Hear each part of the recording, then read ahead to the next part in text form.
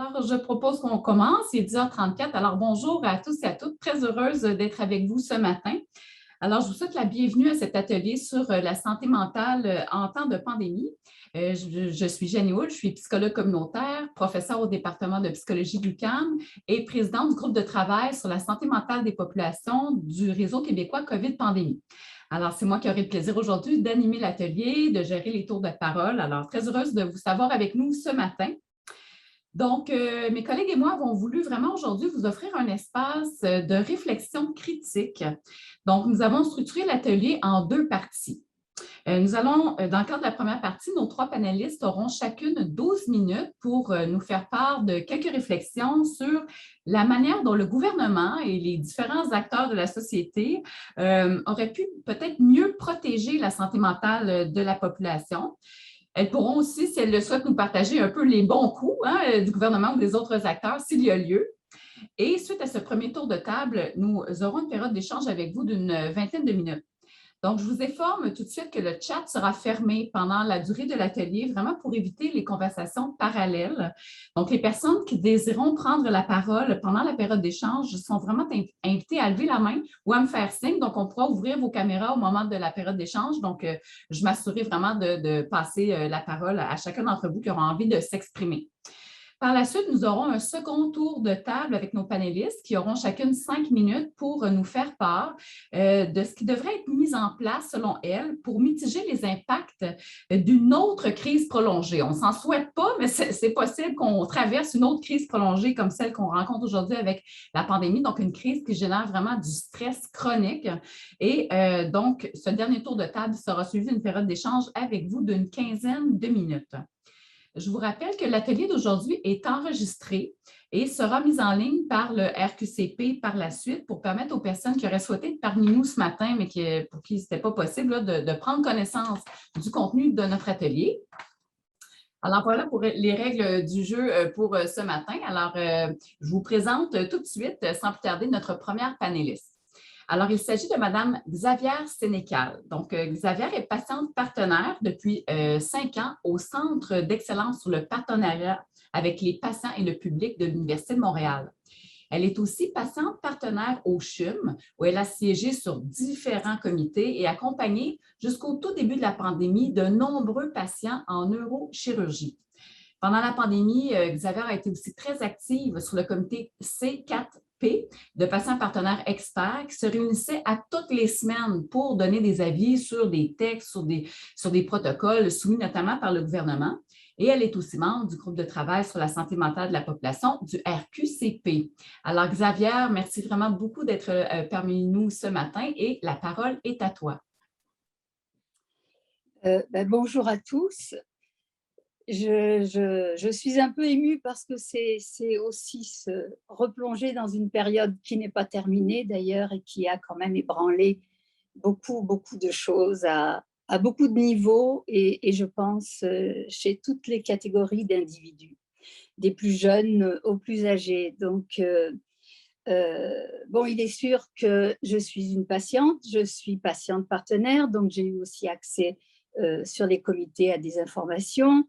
Et je suis vieille, donc ça fait que je véhicule un trio d'états qui ne m'ont pas forcément fait porter un regard très positif sur l'ensemble des choses et l'évolution, la façon dont ça s'est passé.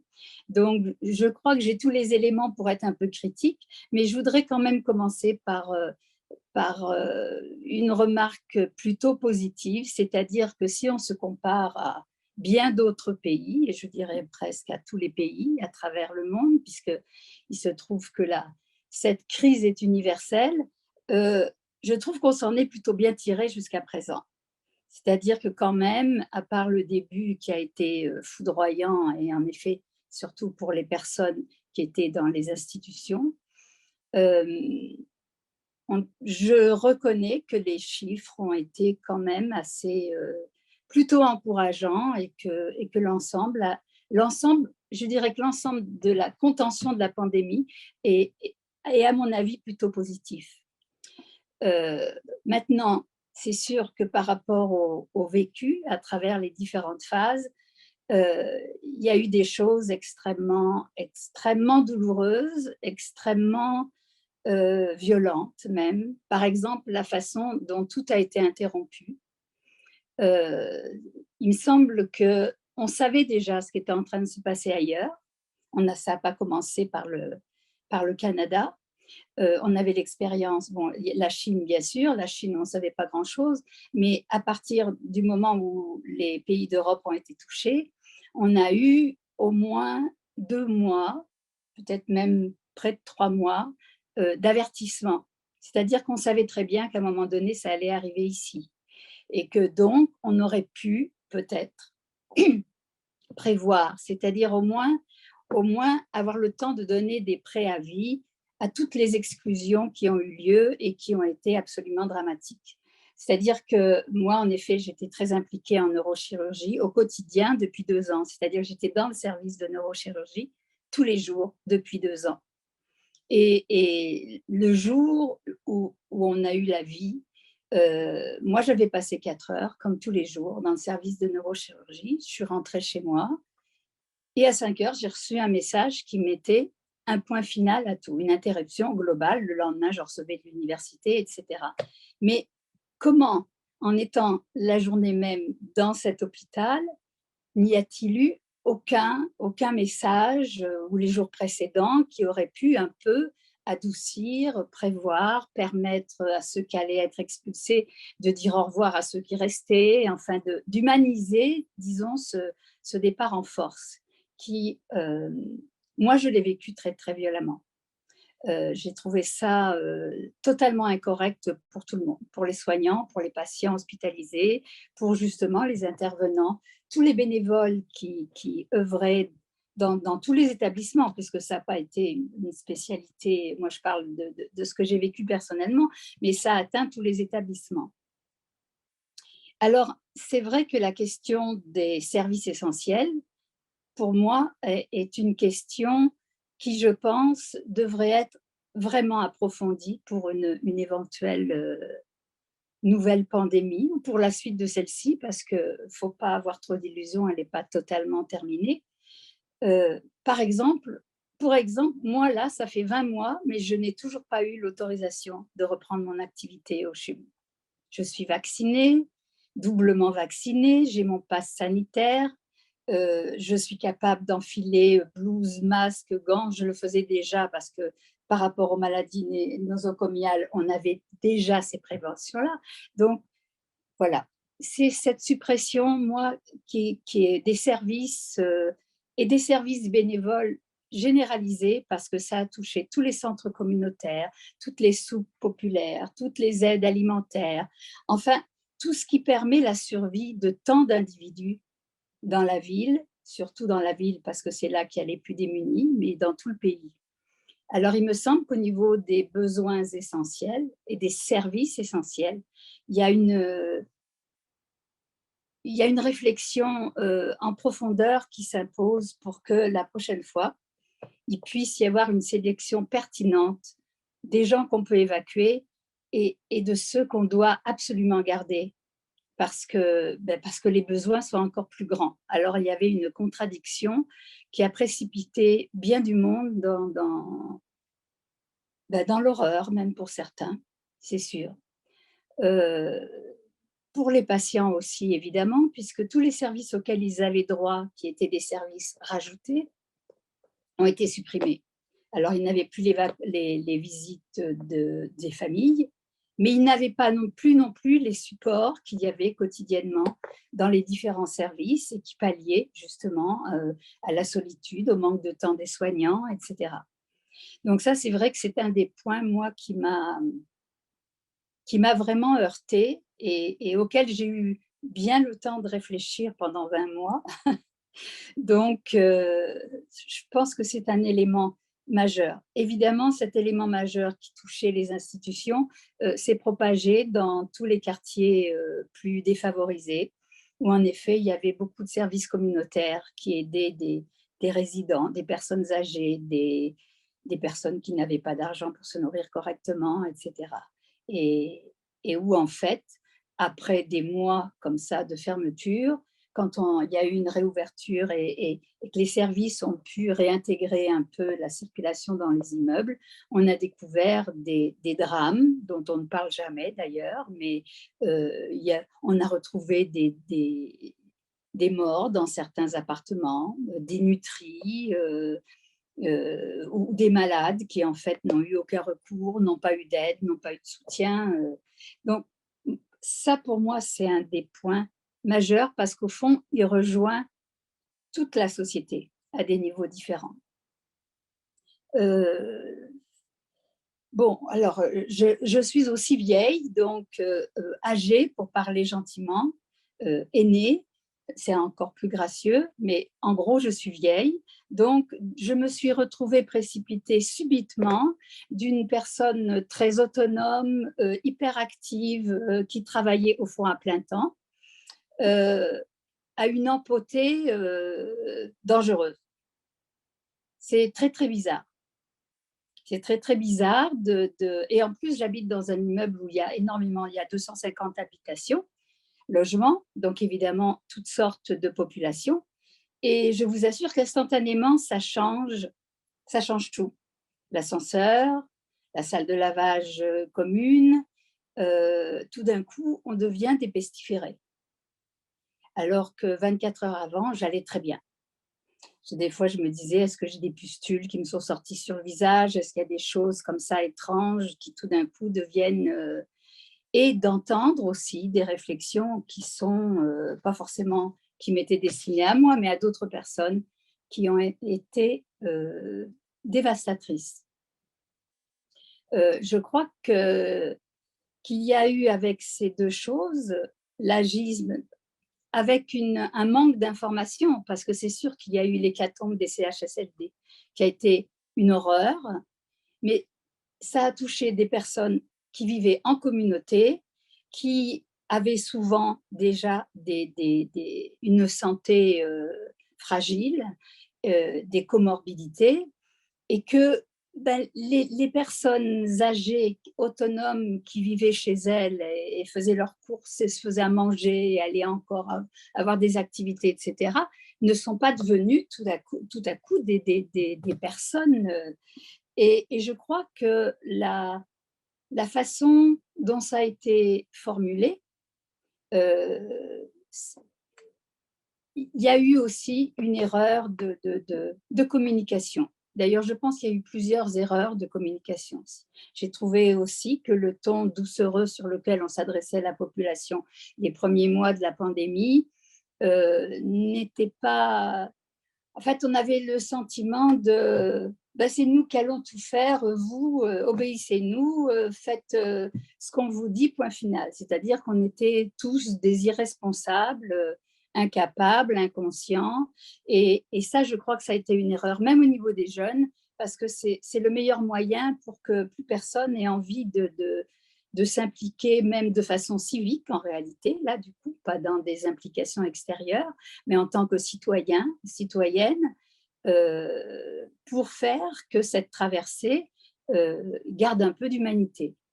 Moi, je trouve que l'humanité c'est dangereusement retiré avec un repli, une exclusion. Il y a vraiment eu, je crois, une erreur aussi de ne pas avoir conscience que la santé mentale allait être peut-être plus atteinte de façon globale que le nombre de personnes contaminées par le virus.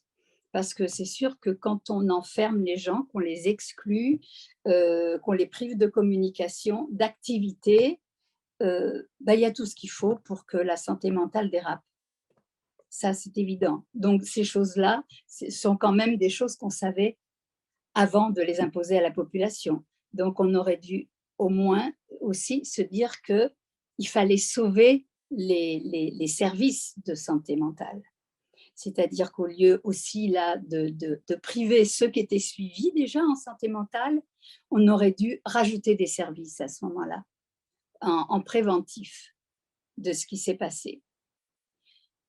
Donc, moi, je ne sais pas combien de minutes ça fait, mais c'est sûr que les patients, les vieux, la communication, oui, la communication, parce que je crois que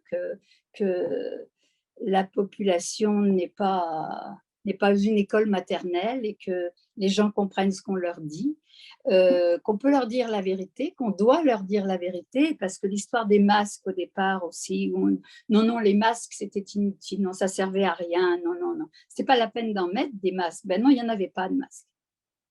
Alors, bon, on a découvert quelques semaines après, voire un mois et demi ou deux, que, en fait, si, les masques, c'était très important, mais simplement, il n'y en avait pas. Ben, on aurait dû dire à la population, les masques, c'est très important, on est en train d'essayer d'en récupérer, mais il n'y en a pas. Parce que tout le monde est capable de comprendre ça. Et que je crois que la considération de la population et de son degré de compréhension et de sa possibilité, ses capacités d'agir et de comprendre doivent être aussi mises en première ligne. Parce qu'il y a eu aussi énormément de contradictions dans les informations. Et ça, c'est le meilleur moyen pour faire décrocher les gens de ce qu'on leur demande de faire. Parce que, bon, si un jour on nous dit blanc, puis que 15 jours après on nous dit noir, ou que simplement en allant lire un journal sur notre tablette ou autre chose, on a l'information inverse, là, l'incohérence fait que tout le monde lâche. Merci beaucoup, Xavier. Merci, vraiment. C'est percutant comme première intervention. C'était très riche aussi, avec beaucoup d'idées, beaucoup de perspectives. Merci beaucoup. Je trouve que ça met bien la table pour l'atelier d'aujourd'hui. Merci énormément.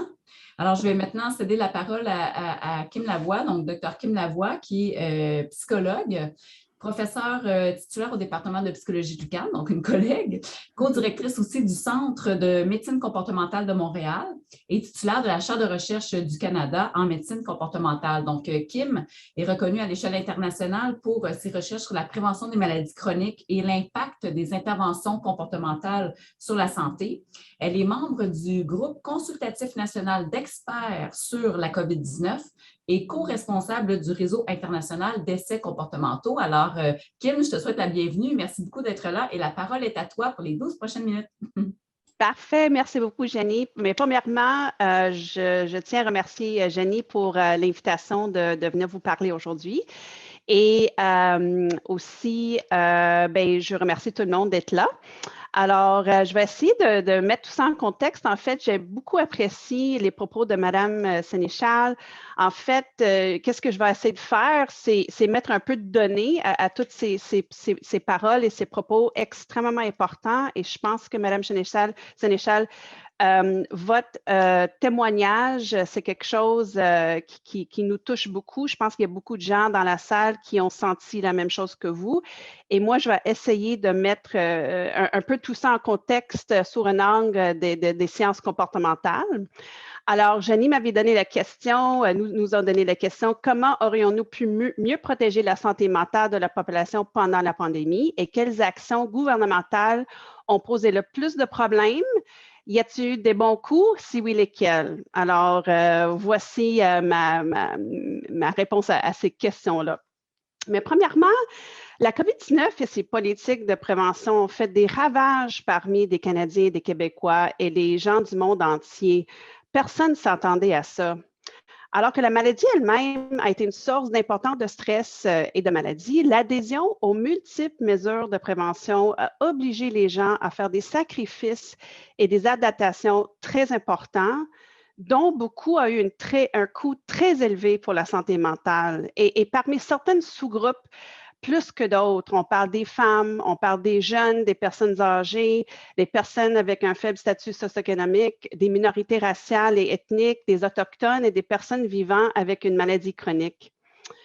Depuis plus qu'un an et demi, j'ai l'honneur de mener une étude qui s'appelle iCare, International COVID-19 Awareness and Responses Evaluation Study.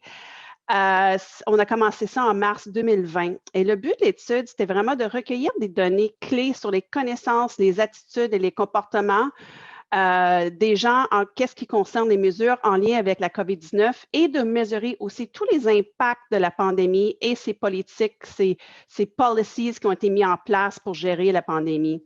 Alors, je ne vais pas parler beaucoup de la méthodologie, sachant que c'était une étude d'envergure internationale avec plus que 200 collaborateurs à l'international et on a pu recenser beaucoup de données sur les attitudes, les émotions, les réponses des gens à travers du monde. Je vais partager aujourd'hui quelques données, quelques résultats que j'espère vont venir appuyer avec des données probantes les propos de Mme Sénéchal.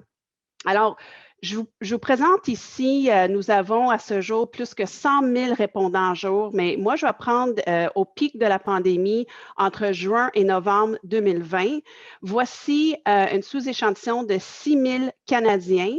Et on a demandé aux gens de nous dire, au niveau de les émotions négatives qu'ils ont pu ressentir pendant la pandémie, on a demandé aux gens de nous dire à quel point est-ce que vous vous sentiez plus anxieux, plus déprimé, plus isolé et plus frustré. Je vous présente des données ici pour le Canada ainsi que pour le Québec.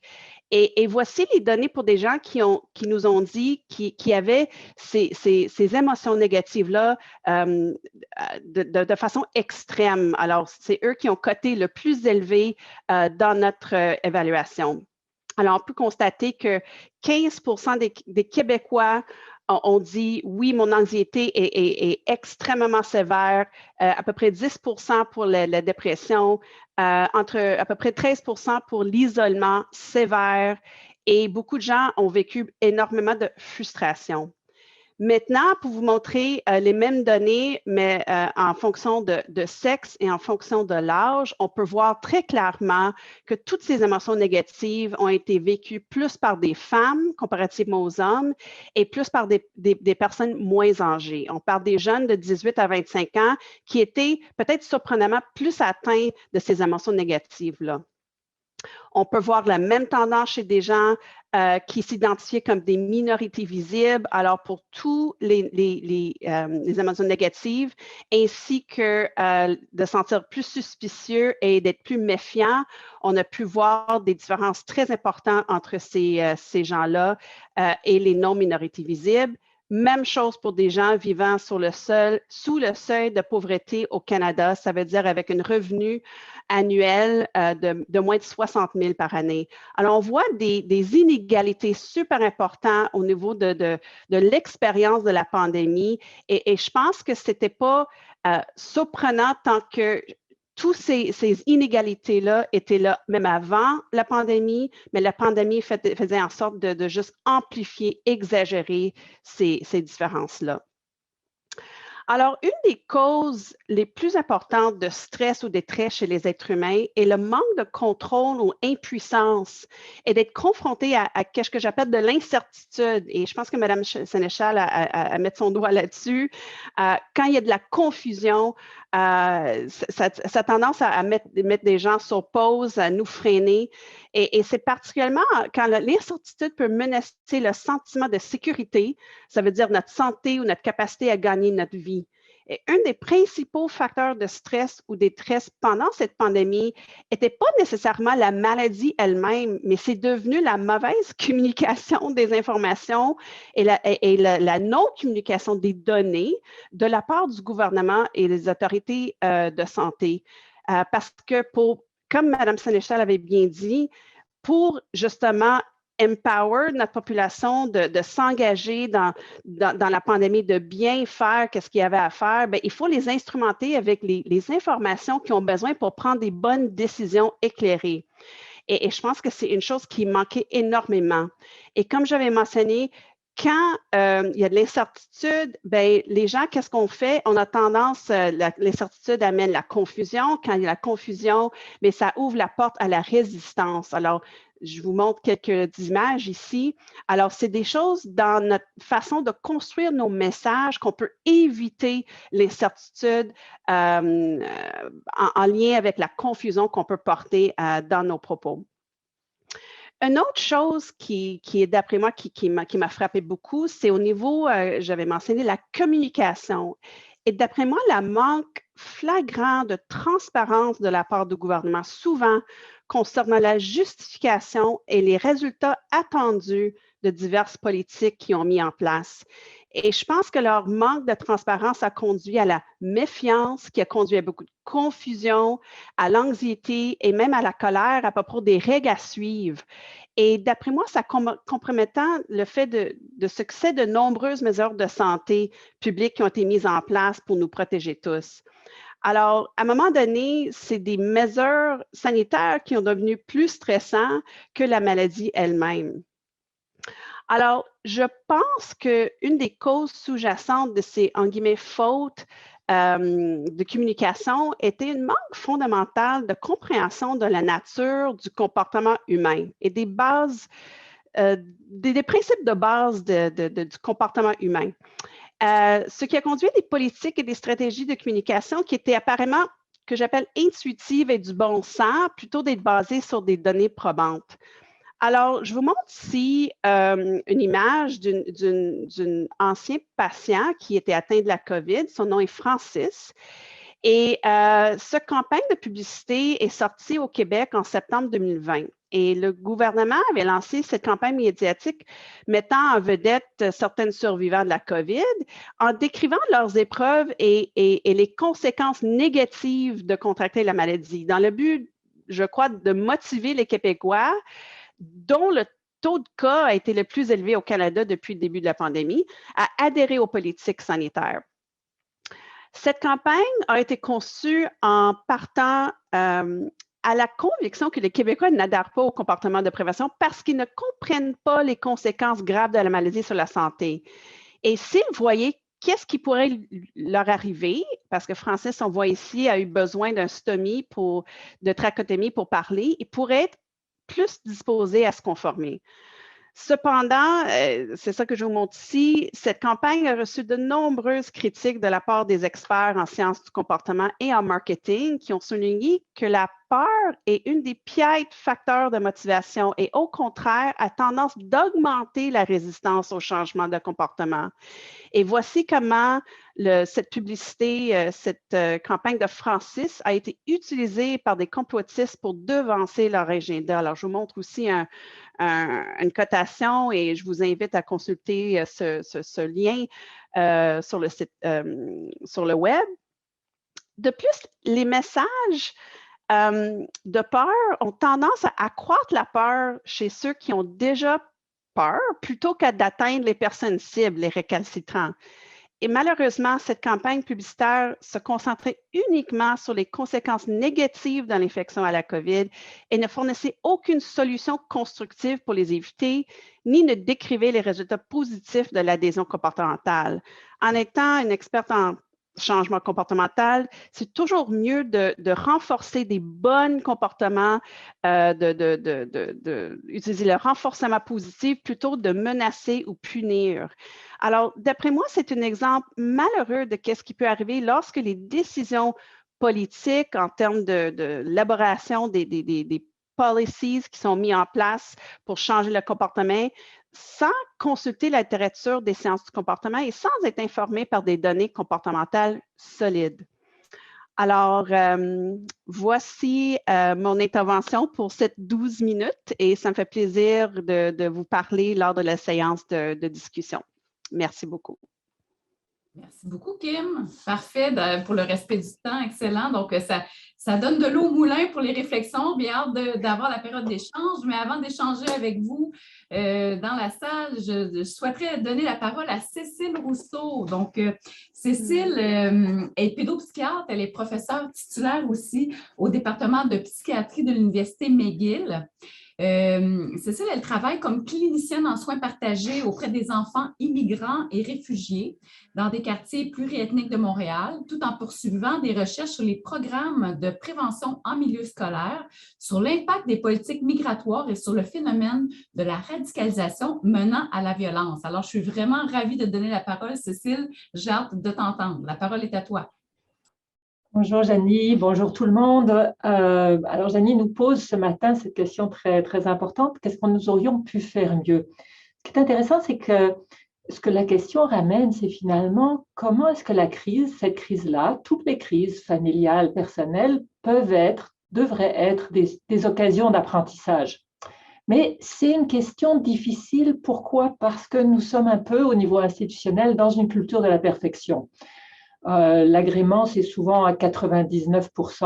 Quand je fais quelque chose de bien à 99%, je ne pense pas que j'ai fait très bien, je pense que la méthode d'évaluation est fausse. Donc, c'est toute la question, est-ce que nous sommes encore capables, sans nous sentir menacés, sans nous désolidariser, de nous positionner dans une réflexion critique sans qu'on ait l'impression d'être fragilisés?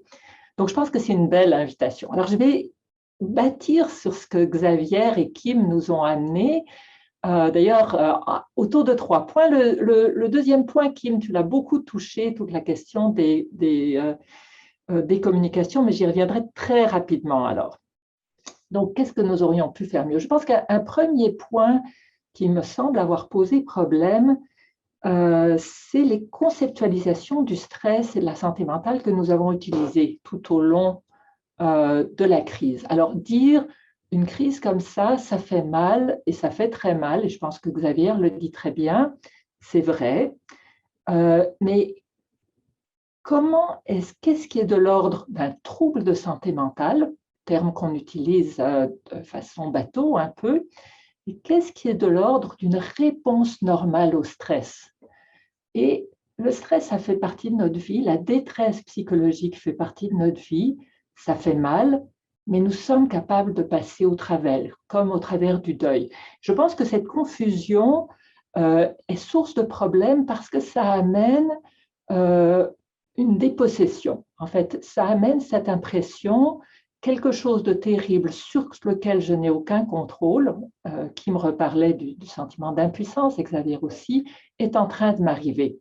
Or, nous, humains, sommes capables de survivre, la majeure partie d'entre nous, à des expériences extrêmes, beaucoup plus extrêmes que la pandémie, dont la guerre, dont des famines, etc. Et l'humanité a toujours survécu. Donc, penser que nos capacités individuelles et collectives de réponse au stress sont très importantes. Ça ne veut pas dire que ça fait pas mal, ça fait très mal, mais nous sommes capables. Donc, je pense que ça, c'est très important en termes de conceptualisation, et parce que ça a amené donc un peu une sidération par rapport à j'ai maintenant ou je développe des problèmes de santé mentale, et ça prend donc une intervention spécialisée.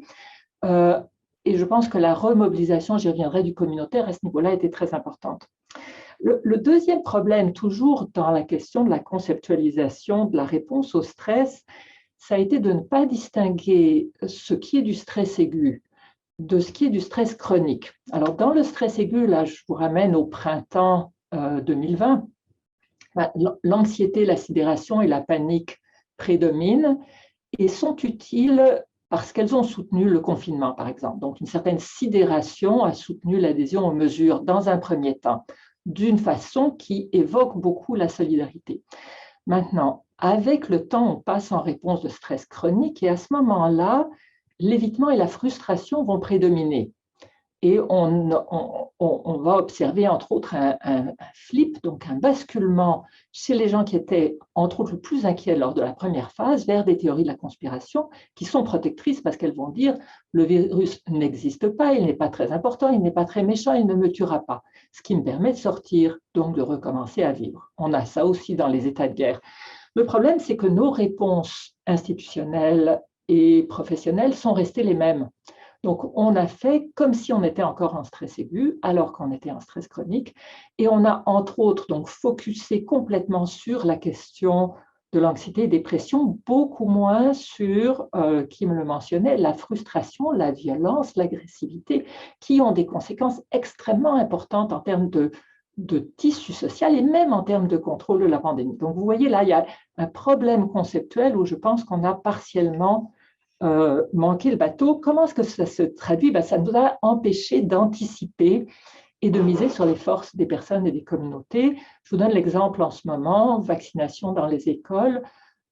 Quelles sont les conséquences? Il faut penser ces conséquences. Les conséquences, c'est qu'on a ces temps-ci énormément d'intimidation des gens vaccinés vers les anti-vaccinés. Un petit peu en inverse, des conflits de loyauté, des ruptures dans l'équipe école. Tout ça est très important. c'est aussi important que la vaccination. Et ça a un coût social et de santé mentale extrêmement important. Comment pouvons-nous, et nous pouvons anticiper ces connaissances? Encore une fois, il faut penser, conceptualiser ces réponses au stress. Le deuxième point correspond plus à ce que Kim disait, Xavier faisait aussi allusion à ça, donc c'est la question de la confiance. Et ça passe beaucoup par nos communications gouvernementales, institutionnelles et professionnelles. Alors, communication simple et éviter un chaos total et une cacophonie, oui, soit, mais effectivement, je pense qu'on a jeté le bébé avec l'eau du bain et que les communications sont devenues beaucoup trop monolithiques, pas assez transparentes. On s'est forcément retrouvé à ce moment-là en contradiction avec nous-mêmes et on a perdu un contact avec l'hétérogénéité de notre population, une hétérogénéité en termes d'âge, d'exposition, de culture, avec donc dans les messages simples et les réponses simples associées, on augmentait les inégalités, on augmentait la non-reconnaissance des priorités de certains groupes. Je pense que tout ça a fait très mal et a un peu désolidarisé ou miné une confiance dont on avait besoin et qu'on avait au premier chef.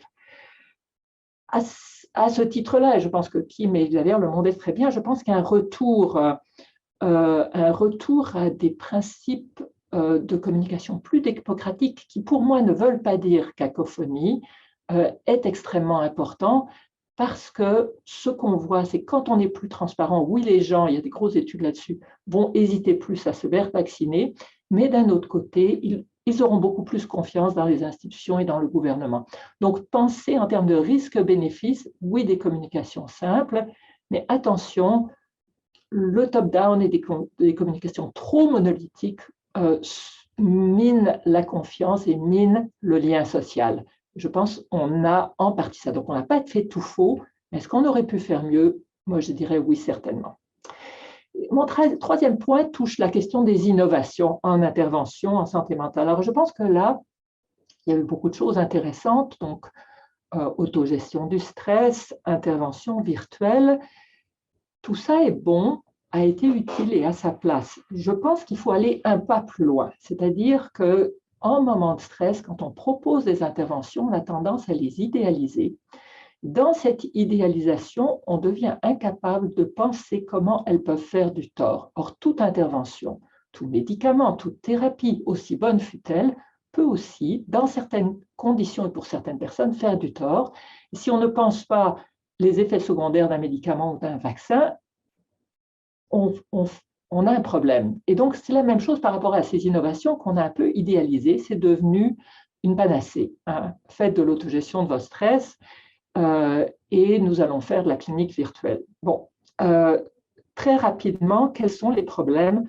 Mais, par exemple, regardez, autogestion du stress. On est en confinement, donc dans une situation de carence parce que c'est l'isolement, il y a une déprivation sensorielle, il y a une déprivation relationnelle. Or, on invite les gens, comme s'ils avaient un stress relationnel, à se reconcentrer sur eux. Donc, à être plus seuls, à s'occuper eux-mêmes et tout seuls de leur stress. Hein? Alors, il y a une limite à ça, particulièrement pour les jeunes. Donc, les jeunes, pourquoi est-ce qu'ils sont beaucoup plus affectés au niveau santé mentale? Eh bien, parce que la prescription comportementale du confinement, elle va à l'encontre de la prescription développementale de l'individuation-séparation. Les jeunes ont besoin d'être en relation avec des pairs et en dehors de la famille, et tout d'un coup, on les met pendant 2 ans dans leur famille, ce qui bloque complètement leur développement. Donc, c'est vraiment mettre le pied sur l'accélérateur et le frein en même temps, et ça vous bousille un moteur ou un cerveau. Et donc, dans ce cas-là, prescrire de l'autogestion du stress pour des jeunes qui sont déjà isolés et souffrent d'isolement, ce n'est pas une bonne idée. Il faut prescrire des outils qui permettent une relance des aspects relationnels de façon innovative. Et là, on risque de mieux compenser la déprivation sensorielle et relationnelle qui fait souffrir l'individu. Donc, vous voyez, je ne dis pas du tout que les outils d'autogestion du stress ne sont pas bons. Je dis qu'ils sont bons pour certaines personnes dans certaines situations. Attention aux panacées. Ça n'est pas une panacée et dans certains cas, ça peut même aggraver le problème. Même chose pour les interventions cliniques virtuelles. Donc, oui, très bien et très utile dans beaucoup de cas. On sait qu'au niveau médical, ça mène à des erreurs médicales. Ça mène aussi à des dangers réels en santé mentale. Donc, des interventions virtuelles dans des situations de conflit familial extrême, dans des situations de violence, sont dangereuses. Je pourrais vous en parler beaucoup, mais vous voyez, pensez ce danger-là. Ce ne sont pas des panacées. Alors, face à ça, peut-être finir sur la question de la force du communautaire. Pourquoi est-ce que le communautaire s'est révélé un acteur extraordinaire durant cette pandémie en santé mentale? Je pense parce que le communautaire, parce qu'il est petit, parce qu'il est beaucoup moins hiérarchique, parce qu'il est très très proche des réponses et des communautés locales, a pu mettre en place des réponses plus complexes, beaucoup plus personnalisées et beaucoup plus adaptées localement. Il y avait quelqu'un pour répondre au bout du fil, il y avait quelqu'un pour venir à votre porte, il y avait quelqu'un qui savait un peu ce que vous viviez. Je pense que on va revenir à cette question du futur, mais que cette place du communautaire dans cette capacité de flexibilité qui vient en partie de sa petite taille et de son adaptation locale, je pense que c'est une des grandes leçons positives de cette pandémie. Merci beaucoup, Cécile. Alors, je trouve que ça vient bien mettre effectivement la table avec une portion qui avait été peu discutée, en tout cas jusqu'à présent, le côté de la place du communautaire. Merci beaucoup, Cécile. Alors maintenant, la parole est à vous, chers participants à l'atelier d'aujourd'hui. Pascal, est-ce que ce serait possible de montrer les visages de nos participants, puis on va démarrer la période de questions dès maintenant. Alors, chers participants, à ce moment-ci, on vous demanderait de bien vouloir ouvrir vos caméras. Je ne peux malheureusement, pour des raisons de confidentialité, les ouvrir pour vous, mais on vous demande donc d'ouvrir vos caméras pour qu'on puisse vous voir et démarrer cette discussion. Merci. Parfait, merci. Alors, bonjour, bienvenue tout le monde. Est-ce que quelqu'un souhaite briser la glace et commencer à échanger avec nos trois formidables panélistes? Je vais vous regarder les mains du côté, il faut aller dans réaction, lever la main ou bien me faire de grands signes comme ça. Oups. Pendant que les gens réfléchissent, je peux peut-être commencer. Je sais que pendant que les gens... Mais j'aimerais ça revenir sur quelque chose que Cécile avait dit, et je pense que c'est cette notion de réponse naturelle à des désastres naturels, en guillemets, ou des traumas comme ça qui étaient la pandémie. Et je pense que c'est un point très important parce qu'effectivement, il faut faire attention de ne pas pathologiser une réponse qui est normale. Et je pense qu'il y a une bonne proportion des gens qui ont vécu le stress mental en lien avec la pandémie qui est quand même normal, en guillemets. Et c'est vrai que où on va commencer à s'inquiéter, c'est quand cette détresse devient chronique et les gens ne se remontent pas. Et je pense qu'il faut se rappeler que pour plusieurs personnes, les pertes étaient énormes, étaient inattendues et ils ont souffert de cette détresse-là, dépression, anxiété, etc., peut-être pour la première fois. Alors, on ne parle pas des gens. Dans notre étude, c'était fort intéressant. On a regardé les réactions en termes de détresse et stress mentaux chez les gens qui avaient à la base des troubles psychiatriques, des gens qui avaient à la base des troubles dépressifs et troubles anxieux. Et leur réaction n'était pas pire que les gens qui n'avaient pas ces troubles-là à la base. Alors, je pense qu'il ne faut pas oublier non plus, pour la majorité des gens, tous nos mécanismes de coping avec le stress nous ont été enlevés. OK? Alors, bien sûr, il y avait un manque d'accès aux services pour les psychologues et autres, mais comme d'habitude, ça, c'est pas nouveau. Mais aussi, les gens ne pouvaient pas aller voir les amis ou la famille pour avoir du soutien social pendant le confinement. On ne pouvait pas inviter des gens chez nous pour un bon souper, pour jaser autour de la table. On ne pouvait pas aller au gym. Et pour plusieurs personnes, faire de l'activité physique, c'est leur façon de coper avec le stress. On ne pouvait pas prendre une vacance et peut-être se retrouver sur la plage en Floride pour quelques jours ou une semaine. Alors, je pense que tout ça fait ensemble que, écoute, cette boule de stress mental qu'on a toutes ressentie était très, très, très présente est très difficile pour la majorité des gens à travers du pays à coper avec. Alors, je voulais juste revenir là-dessus et je pense que, comme Cécile avait mentionné et Xavier aussi, je pense qu'il y avait une vraie manque de reconnaissance de notre gouvernement de tout ça ensemble qui fait en sorte que c'est pas juste à cause qu'on peut pas aller au restaurant que les gens n'étaient pas contents. Là. Je pense qu'on a perdu toute notre raison d'être en très peu de temps. Et quand on ajoute par-dessus cette perception ou feeling de manque de contrôle là-dessus, ben, écoute, c'est la première fois dans une population aussi grande que ça qu'on a vécu ça. Alors, c'est le premier point que je voulais amener. Qu'est-ce que vous en pensez? Merci. Donc, j'ai 2 personnes qui ont envie de partager leur réflexion avec nous. Alors, Roxane de la Sablonnière. Roxane. Oui, bonjour.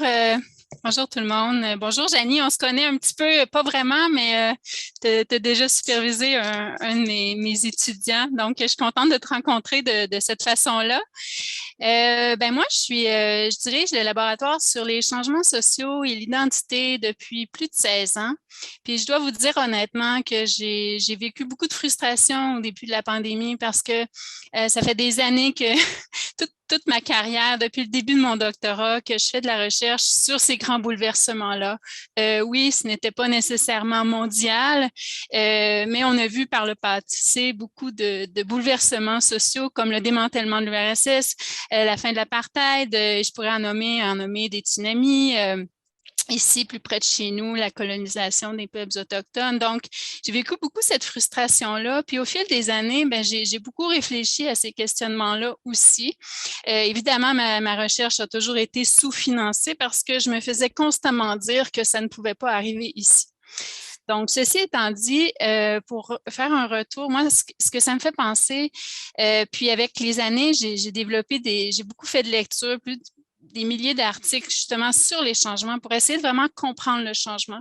Qu'est-ce que c'est exactement, puis pourquoi ça nous fait si mal? Puis, ce que c'est le changement, mais vous l'avez tous nommé un petit peu, bon, les normes changent, les comportements des gens changent, on est menacé dans nos identités, on vit beaucoup d'incertitudes, mais aussi les grands bouleversements sur le plan institutionnel. Puis un autre facteur, ça arrive rapidement. Puis quand on vit ce grand type de bouleversement-là, ça nous surprend évidemment, puis ça, on l'a tous nommé, mais il faut puis surtout si on veut parler de la santé mentale, on doit vraiment prendre une distance parce que ici, surtout dans un milieu où on vit dans une bulle, au Québec, on a toujours vécu dans une bulle.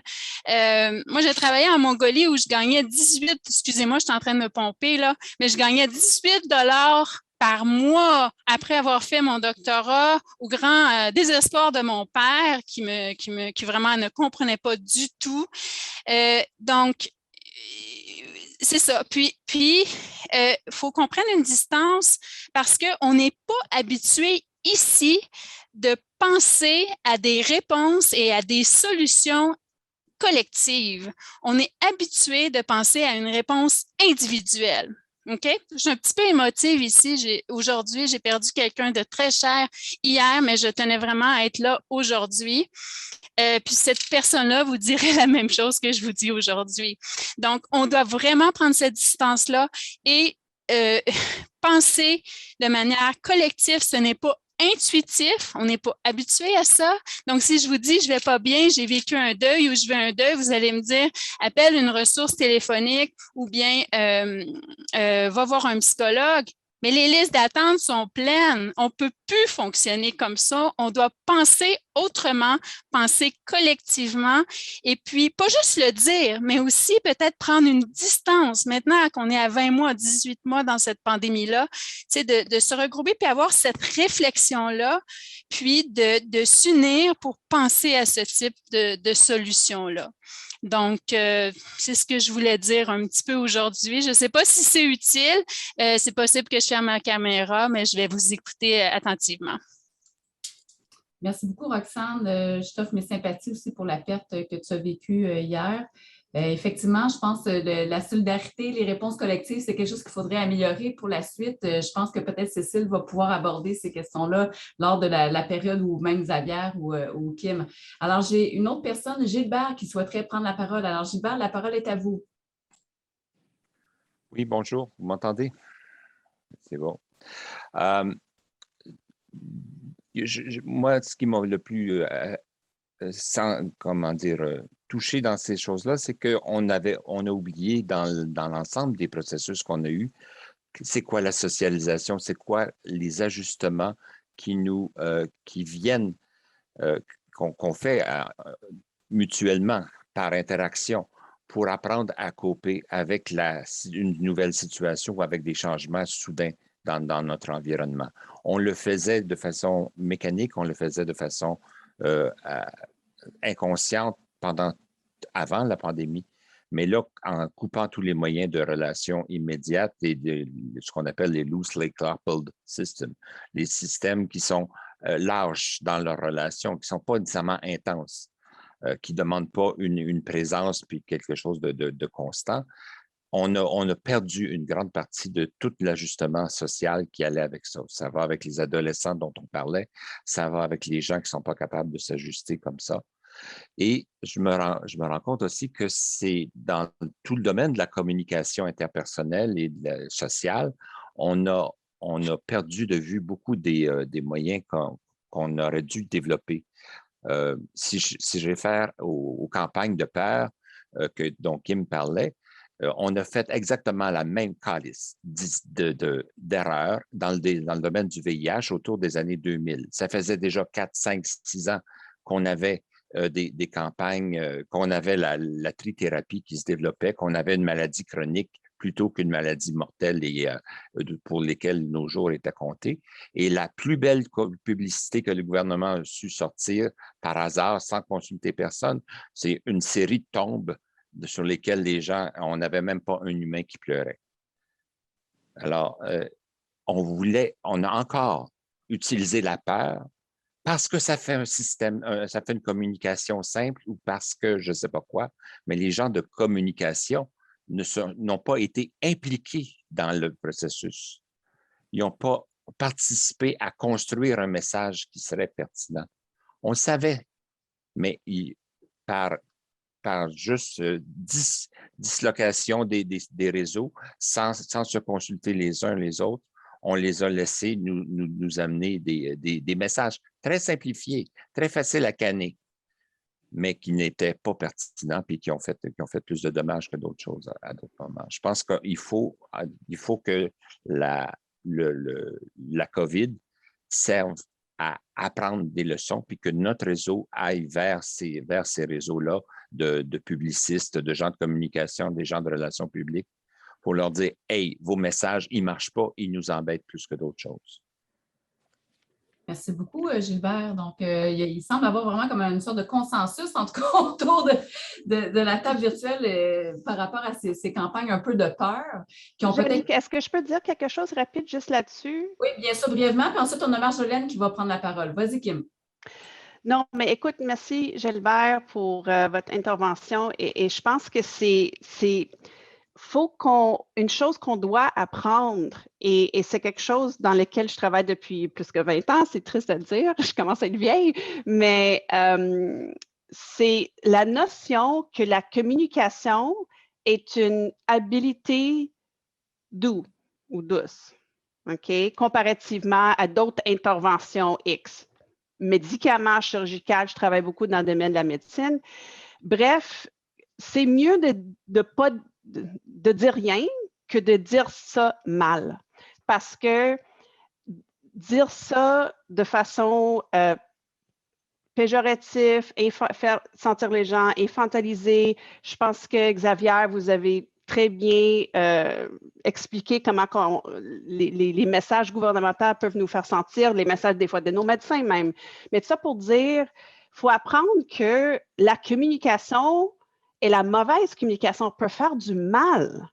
Et c'est dans notre contrôle, ça. La pandémie, au début, bon, on a peut-être pu éviter certaines choses, mais la communication de nos autorités sanitaires, de notre gouvernement, À la limite de nos médecins, le système, c'est quelque chose qu'on peut contrôler. Et vous avez raison, Gilbert, il y a des experts en communication médicale, santé publique et tout, que je sais n'ont pas été consultés. Je sais qu'ils n'ont pas été consultés. Et s'ils étaient consultés, ben, le gouvernement les a ignorés. C'est les deux constats que je peux faire. En tout cas, je laisse la parole. OK, merci beaucoup, Kim. Marjolaine, la parole est à vous. Bonjour. En fait, je voulais peut-être juste apporter un point, peut-être pas pour enchérir cette discussion-là. Malheureusement, c'est peut-être pas quelque chose dans lequel je suis assez informée pour enchérir là-dessus. Mais quelque chose qui a été soulevé un peu plus tôt, je m'excuse, je ne me rappelle plus si c'était par vous, Dr. Hull, ou par Dr. Rousseau, mais c'est vraiment la pathologisation qui a été faite au niveau de la santé mentale pendant la COVID. Puis, j'ai probablement joué un rôle là-dedans aussi, étant donné que dans nos travaux de recherche, on parle beaucoup de troubles de stress post-traumatique, on parle aussi beaucoup de troubles de l'adaptation. Mais à force de lire, je pense qu'il y a quelque chose qui est assez impressionnant à réaliser, puis qui est un peu encourageant à travers tout ça, c'est de lire comme quoi, quand on regarde au long terme, que la réponse normative des communautés, des individus, c'est vraiment la résilience. Puis je pense qu'il n'y a peut-être pas eu assez d'emphase là-dessus. Donc, il y a eu un peu, pour continuer la conversation, bon, il y a eu beaucoup de mouvements par rapport à la peur, par rapport à « faut rester chez nous, faut rester isolé », tout ça.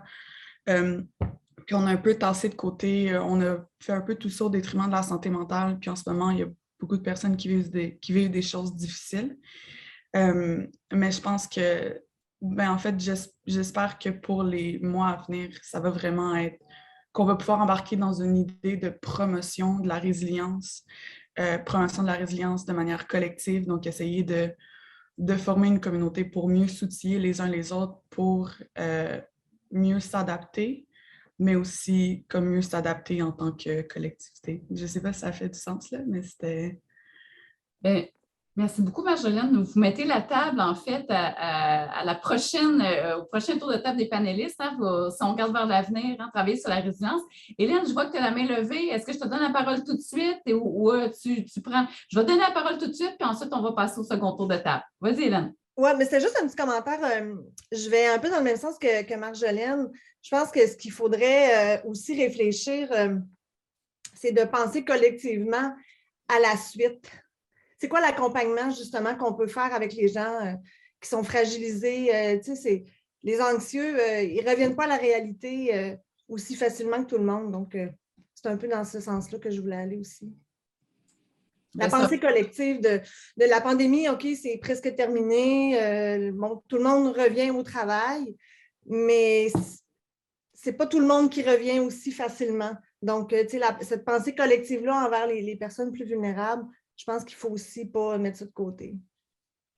Excellent. Merci beaucoup, Hélène. Tout à fait. Donc, on va essayer de garder ça à l'esprit. Donc, on démarre le deuxième et dernier tour de table avec Xavier. Alors, Xavier, quelles sont tes réflexions par rapport à ce qu'on pourrait mettre en place pour prévenir éventuellement les effets dévastateurs sur la santé mentale d'une prochaine crise comme celle qu'on a connue? Xavier.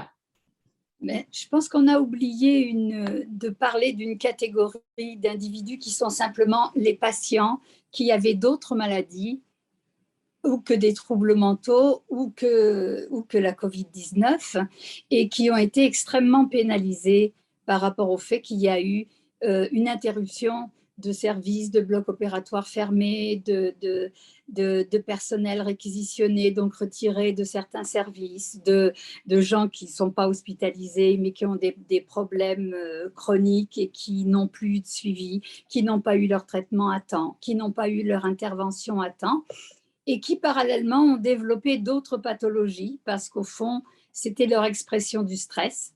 C'est-à-dire que le stress, il ne se manifeste pas que... Je dirais que dans la tête, il passe de la tête au corps et qu'il y a beaucoup d'angoisses, surtout quand elles sont liées à la maladie, à l'état physique et à des pathologies qu'on a, qui fait que l'état général se dégrade et qu'on voit surgir des pathologies très physiques qui semblent n'avoir aucun lien avec l'état mental, mais qui sont directement liées avec le stress vécu par les patients. Donc dans ce qu'il faudrait envisager pour une autre pandémie, mais j'ai envie de dire que la pandémie n'est pas quand même achevée. On fait un peu comme si, mais j'entendais hier soir aux informations qu'il y avait à l'heure actuelle par jour au Royaume-Uni à peu près 50 000 contaminations par jour, qu'en Allemagne c'est en train de monter en flèche, et je me dis ça commence toujours par là-bas avant de nous rejoindre, et que moi je me dis, je m'interroge et ça m'inquiète en effet de me dire mais peut-être que non, on n'en est pas encore sorti. En effet, pour une prochaine, disons, il faudrait en effet sauver tout ce qu'il y avait qui existait avant pandémie au niveau du communautaire, mais aussi de la participation donc bénévole de milliers d'individus qui participent à la société et au bon fonctionnement de la société, et très souvent justement dans l'assistance à d'autres personnes, aux personnes les plus démunies, aux malades, aux enfants en détresse, aux personnes âgées. Donc, qu'il faudrait absolument trouver le moyen de ne pas couper le service de cette population, trouver des moyens de protection. Je veux dire, les soignants, ils ont continué à travailler, une grande partie pas vaccinée pendant longtemps, avec des protections. Des protections, et il faudrait prévoir des tas de protections pour la prochaine crise, pour qu'on puisse ne pas exclure comme ça les personnes des services. Et puis, en effet, trouver le moyen que l'arrivée d'une pandémie ne soit pas significative de l'arrêt de soins des autres pathologies dont la population est atteinte. Parce que ça, à un moment donné, on se demandait si au fond, c'était pas mieux d'avoir la Covid pour être prise en charge que d'avoir d'autres pathologies sévères qui n'étaient pas du tout... qui n'avaient pas de suivi ni de prise en charge. Donc ça, je crois que c'est aussi une chose, il faudra trouver le moyen, je ne sais pas comment, mais il y a des tas de chercheurs au Québec, il faut avoir des idées géniales pour trouver le moyen de ne pas couper tous les services médicaux, parce que là, il y a énormément de listes d'attente, il y a énormément de retard, il y a des gens qui avaient des cancers primaires, qui ont vu leur cancer évoluer parce qu'on n'a pas pu leur enlever une tumeur minuscule, etc. Donc, il y a toutes ces conséquences-là auxquelles il faudrait penser avant que ça arrive. Essentiellement, oui, c'est ça. Et puis, en effet, de refaire confiance, que le gouvernement fasse confiance aux capacités des populations à s'autogérer, mais même en commun, bon, avec protection. S'il faut absolument les protections, mais qu'il y en ait partout. Et puis, mais que les gens puissent s'aider entre eux, même dans un immeuble, par exemple, en voisinage et tout ça.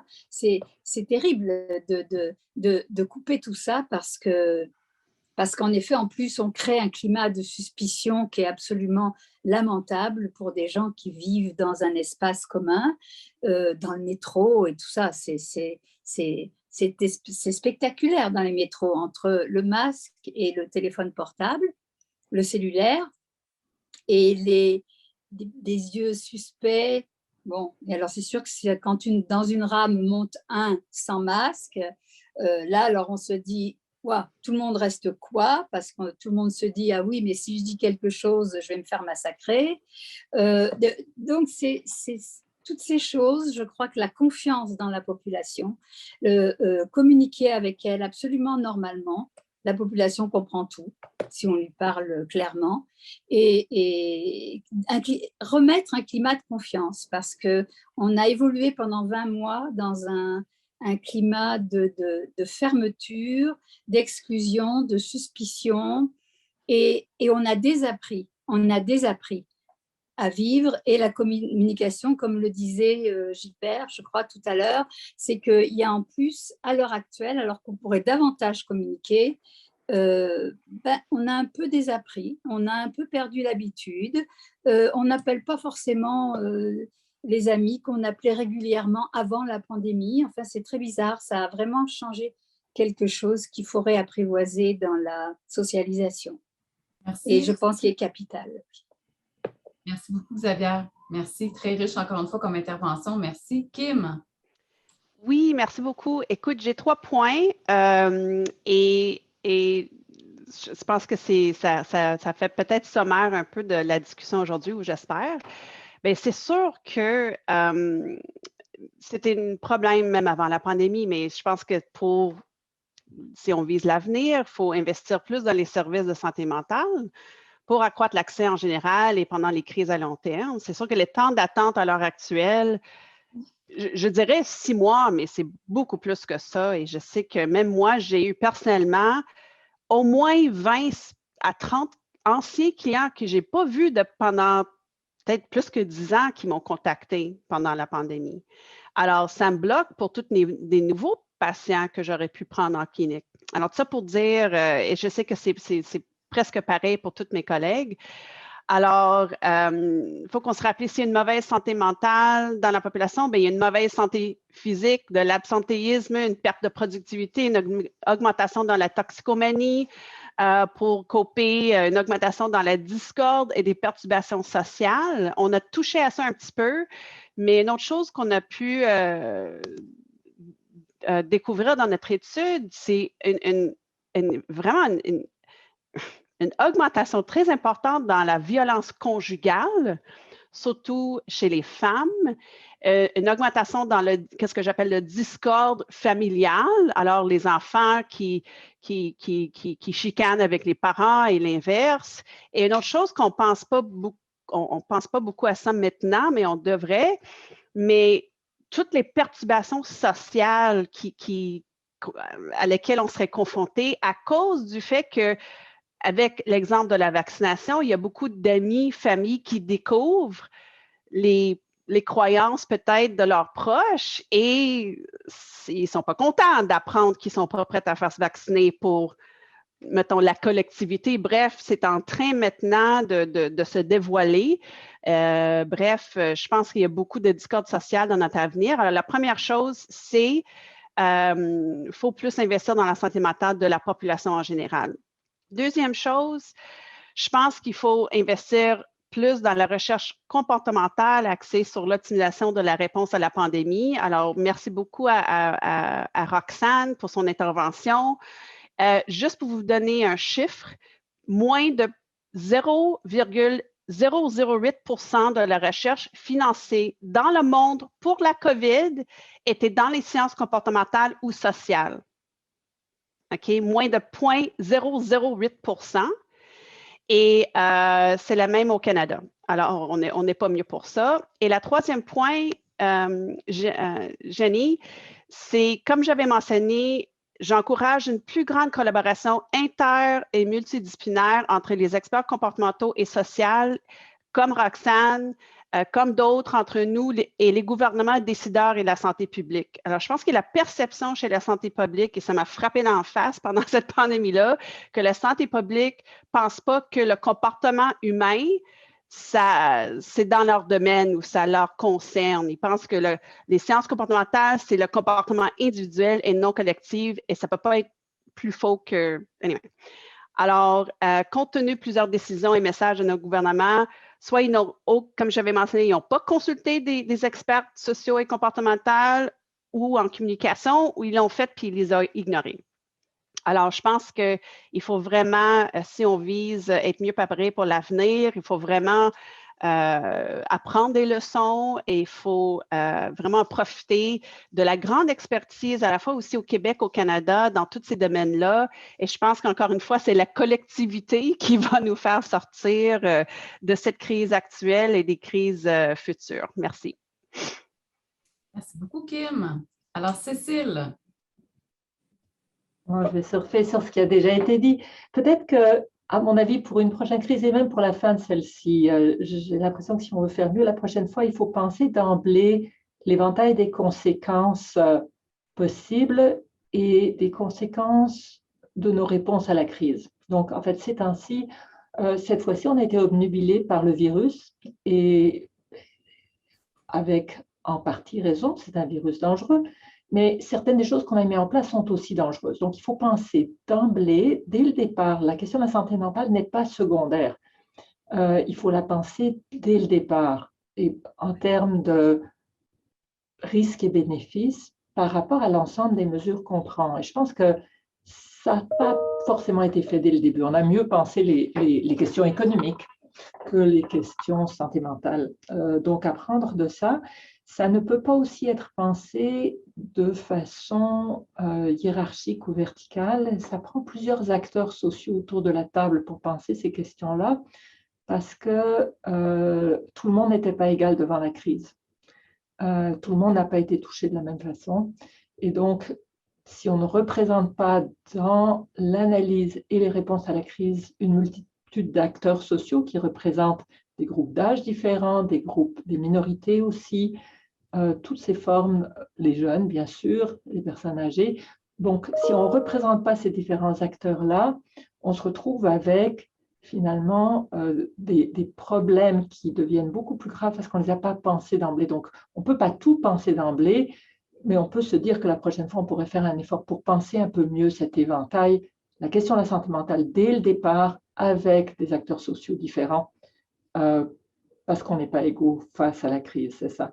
Deuxième suggestion, c'est, et on en a beaucoup parlé au niveau des communications, alors bien sûr, la question de la peur a des effets boomerang, et je pense que c'est dangereux d'utiliser la peur. On sait qu'on l'utilise beaucoup pour gouverner ces temps-ci, mais je dirais plus globalement, l'utilisation de la moralisation des communications qui a créé des bons et des mauvais, l'utilisation de la politisation des communications, donc toute une politique du blâme, a fait écho à des phénomènes de polarisation sociale qui sont en cours dans notre société en ce moment, et certainement au sud de notre frontière et en Europe.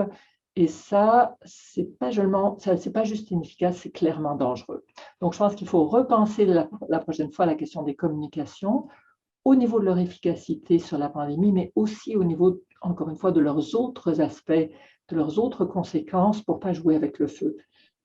Parce qu'on peut, si on tue une mouche avec un canon, on va la tuer, mais on va détruire la maison. Et donc, c'est ça qu'il faut vraiment penser. Qu'est-ce qui est efficace, mais qu'est-ce qui est justiciable en termes des effets secondaires de ces politiques de communication. Et finalement, revenir au communautaire, à cause de l'importance du communautaire, donc repenser la question du financement des différents acteurs dans la réponse de crise. Et je pense qu'il y a eu des acteurs gouvernementaux et des acteurs philanthropiques. Si je peux me permettre, je pense que les organismes communautaires ont été la tomate dans la sandwich. Et donc, est-ce qu'il est important qu'il y ait plusieurs pouvoirs et contre-pouvoirs dans notre société? Probablement oui, dans cette réponse réflexive et hétérogène à la crise. Je pense que ce n'est pas une mauvaise chose que le pouvoir ne soit pas trop centralisé, mais comment est-ce qu'on pense le financement et donc la délégation de pouvoir aux acteurs terrain? Je pense que c'est une des autres choses qu'il faudra repenser. Merveilleux, Cécile, merci beaucoup. Vous êtes très bons, les chers collègues, pour le rester du temps en ce dernier tour de table. Je me permets peut-être de me donner la parole avant d'ouvrir la discussion avec l'ensemble des personnes présentes aujourd'hui pour parler un petit peu des inégalités. Tu l'as évoqué un petit peu, Cécile, hein, qu'on n'est pas tous égaux par rapport à la pandémie, mais pour moi, un élément qui est très important à retenir, c'est que si on améliorait les conditions de vie puis le filet de protection sociale pour le plus grand nombre, probablement qu'on aurait été capable de prévenir encore plus la contagion puis les inégalités qui ont été exacerbées par la pandémie. Il y a beaucoup de personnes qui, justement, ont perdu leur travail ou avaient des emplois précaires qui faisaient en sorte qu'ils ne pouvaient pas nécessairement se retirer puis rester à la maison s'ils étaient infectés ou qui vivaient dans des logements trop peuplés, de sorte que personne ne pouvait s'isoler. Donc, il y a toutes sortes de déterminants comme ça qui, pour moi, ont joué un rôle très, très important dans la pandémie, continuent à jouer ce rôle-là. Donc, si on pouvait travailler en amont sur des conditions de vie favorables pour tous, je pense que globalement, comme société, on s'en porterait mieux aussi. Et je suis d'accord avec Kim sur l'importance de de préserver les services et l'accessibilité aux services en santé mentale, mais il ne faut surtout pas oublier la promotion de la santé mentale et la prévention aussi au départ, ce qui appelle des interventions justement sur un plan plus collectif qu'individuel. Alors, maintenant, il reste une douzaine de minutes pour échanger avec les panélistes. Alors, est-ce que vous avez des interventions à faire? Xavier, tu aimerais ajouter? Vas-y, je te donne la parole. Oui, non, j'aimerais juste ajouter, parce que je trouve que c'est un peu à l'image de ce qui se passe dans chaque société, chaque pays, où c'est normal, on protège, on essaie de protéger nos petits. Mais je crois que par rapport à une autre pandémie, ce qui serait bien de façon universelle de penser aussi, c'est qu'il faudrait que tous les pays touchés puissent avoir un accès similaire au vaccin ou au traitement s'il y a un traitement, parce que cette inégalité est de toute façon a des conséquences sur tous les pays, même ceux qui se vaccinent, parce que tant que le virus circule, il y aura des nouvelles mutations. À un moment donné, peut-être que les vaccins ne sont pas efficaces pour des nouvelles mutations. On relaisse circuler les gens. Il y a des vols directs qui arrivent de l'Inde, par exemple, ici, maintenant, etc.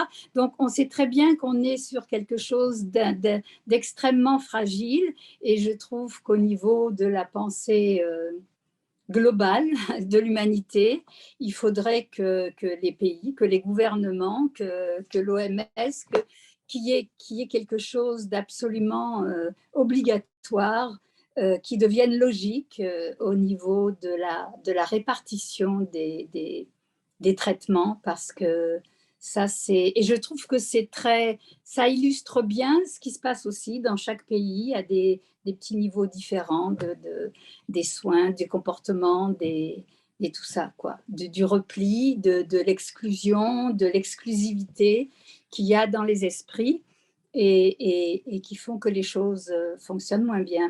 Moi, je sais que c'est quelque chose qui m'alarme beaucoup, et que quand on voit les pourcentages de vaccination dans les pays plus pauvres, et où il y a énormément de population, en plus généralement, beaucoup plus que dans les pays riches, et ben c'est absolument dramatique, et que je ne sais pas si on peut se sortir de tout ça sans avoir un regard sur tous ces gens-là, et sur tout ce qu'on ne leur permet pas d'avoir juste pour survivre. Là, et en ayant aussi une incidence quand même sur les autres pays, parce que c'est quand même ça qui fait que le virus continuera à voyager. Absolument. C'est un excellent point. Donc, plus d'équité entre les pays également, et non seulement entre les citoyens d'un même pays. Merci beaucoup. Donc, il y a Valérie Hull qui a demandé la parole. Valérie, la parole est à toi. Oui, bonjour, merci. D'abord, je tiens à remercier toutes les présentatrices, mais aussi les participants pour le niveau d'échange et de discussion. C'est vraiment très riche.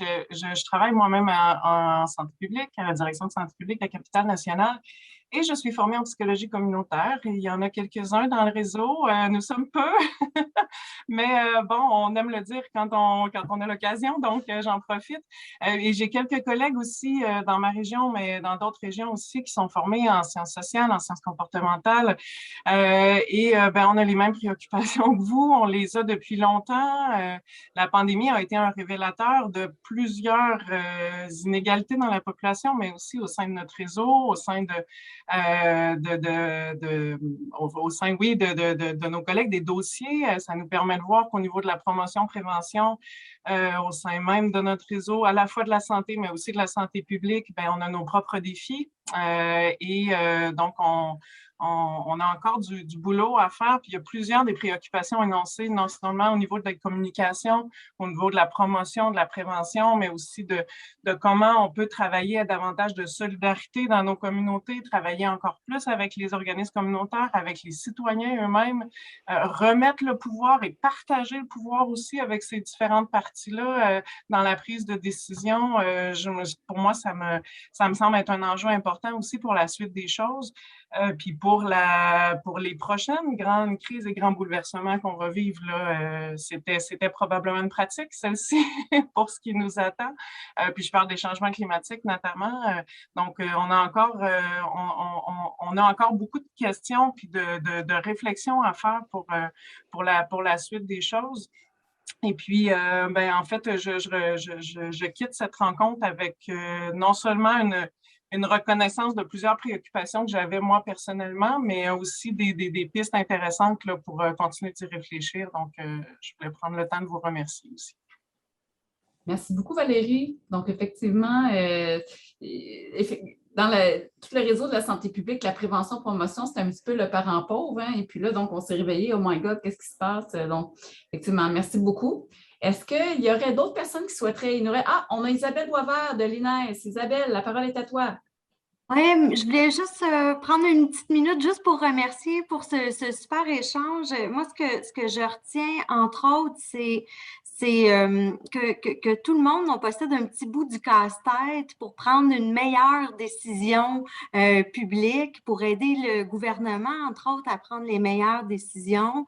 Puis c'est cette capacité-là qu'on aura dans l'avenir à mettre en commun nos morceaux de casse-tête qui m'interpelle le plus, parce que toutes les perspectives qui ont été énoncées aujourd'hui sont toutes justes, sont toutes valables, sont toutes légitimes, et ça va être ce beau grand défi-là, en fait, d'être en mesure de se faire entendre puis de faire le portrait commun. Donc, moi, c'est un peu cette réflexion-là là, à l'issue de la discussion que je retiens. Donc, merci pour cet échange-là.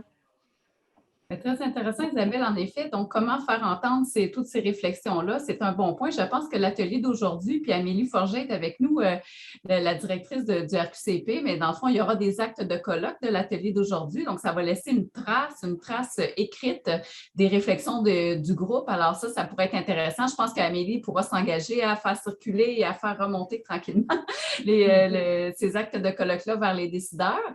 Donc, Amélie, tu veux-tu dire un petit mot? Puis ensuite, je vais donner la parole à Kim qui a levé la main un peu, puis Marjolaine. Écoutez, très brièvement, parce que je ne vais pas prendre de votre précieux temps qui reste là, mais effectivement, on va documenter par écrit les échanges qui ont été faits aujourd'hui, également dans les échanges de chat et tout. On va tout garder pour produire les actes de colloque.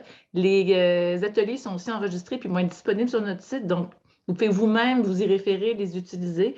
Et ça fait partie de toute la programmation qu'on va déployer dans les prochains mois là, au RQCP, avec des partenaires aussi, pour essayer aussi de soutenir des initiatives qui permettent de mettre tout ça. Tout à l'heure, il y a la dame de l'INES, dont j'oublie le nom, disait on a chacun un morceau du puzzle, puis on doit tout mettre ensemble. C'est à ça que sert le RQCP pour les différentes facettes de la pandémie. Et je voulais vous remercier pour votre participation. Puis je suis bien contente qu'on a eu ces échanges-là. Puis comptez sur moi pour donner suite. Merci.